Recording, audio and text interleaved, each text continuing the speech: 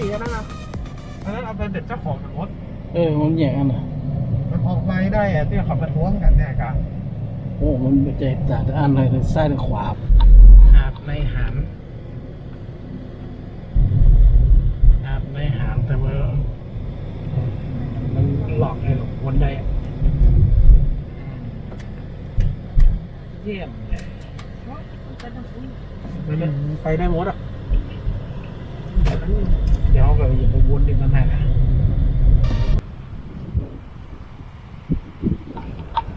ไม่ลงเหรอครับน้ำมันแดงไปอยู่ใกล้ๆน่ากลัวเหมือนกันบางทีมันก็ดูดลงไปเหมือนกันนะเหรอ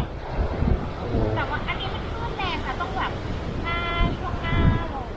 ช่วงหน้าแบบมีนามิดช่วงแบบหน้าไฮแล้วเปล่าเชียงใหม่ครับมาได้ไหมเป็นดอยไม่เคยค่อยไม่เจอทะเลสวยค่ะจริงๆตอนช่วงพฤศจิกาถึงเมษาเราต้องมาช่วงพฤศจิกาถึงเมษาเนาะใช่สวยมากตรงนี้คือแรงน่ากลัวเหมือนกันแต่ว่าลมยังไม่ค่อยมีแต่มันขึ้นนะนี่นะคะมาช่วงแดดออกดีไม่งั้นเหรอมันจะไม่สวยเนาะคึมเนาะ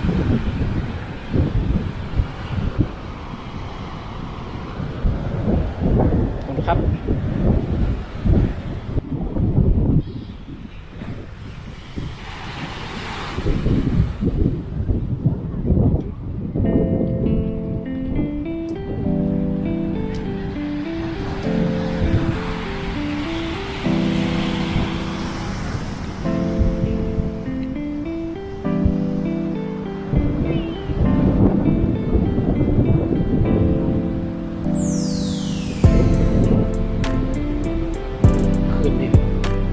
ยอดเลยวันนี้นี่เป็นหน่วยกู้ภัยครับที่คอยดูแลนักท่องเที่ยวอยู่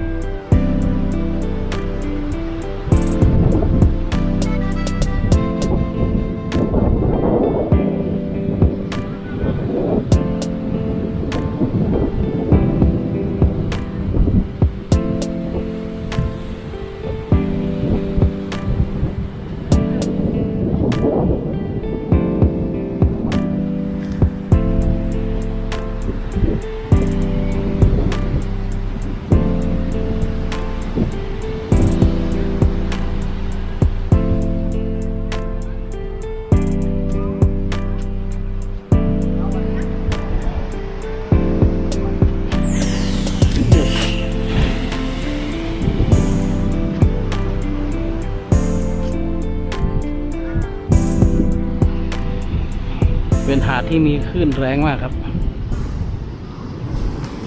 เดี๋ยว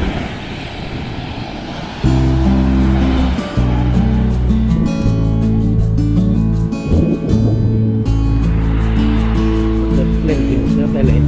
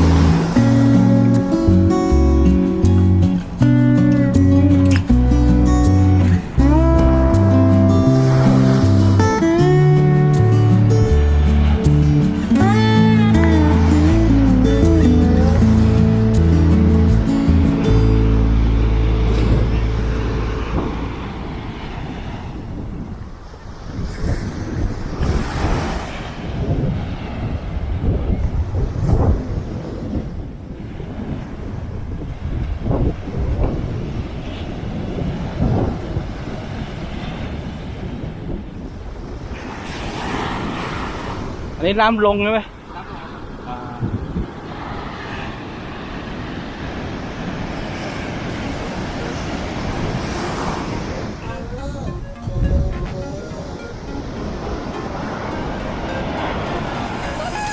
น้ำลงครับตอนนี้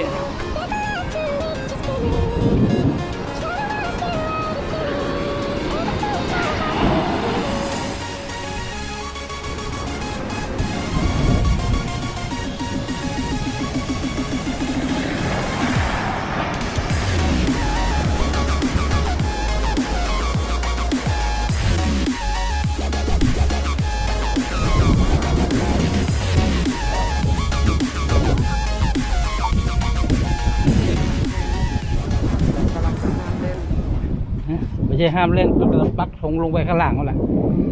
น้ำมันลงไปเลยเนี่ยถ้าขึ้นแรงอ่ะ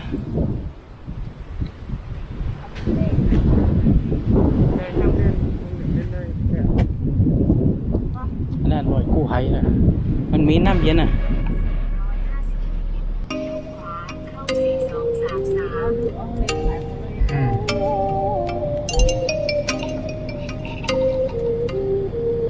ดูได้ไหมวะ Oh, you make me wanna talk back to you. น่าเป็นถึงต้อง Say กู้ภัย it like that. If I hate you, then find someone